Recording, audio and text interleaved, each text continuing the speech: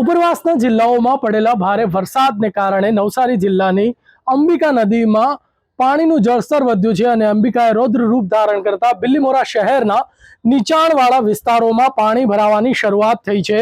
આ જે વિસ્તાર છે નદીની નજીકનો વિસ્તાર છે, ધોબીવાડ વિસ્તાર છે અને આ ધોબીવાડ વિસ્તારમાં ઘરોમાં જે છે એ પાણી ભરાવાની શરૂઆત થઈ છે।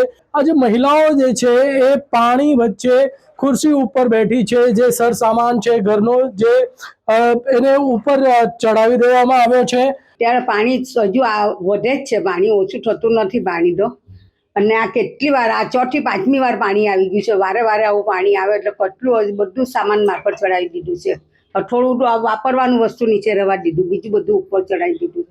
કાયમ માટે જ આવી પરિસ્થિતિ સર્જાય છે। એવું કરીએ નુકસાન થાય, નુકસાન તો થાય જ ને, નુકસાન થાય। બધું બરા મસાલા પણ પલળી જાય અને લોટના ડબ્બાએ પલળી જાય, વહેલા નહીં લેવાય તો। આ તો છોકરીઓ પાસે છે, એ લોકો ચડાવવા માટે આવી જાય છે અહીંયા, એટલે બધું ચડાવી દઈએ છે, નહીં તો પલળી જાય। અમારે એકલા હાથે ચડાવવો કેવી રીતે ચડાવી શકો?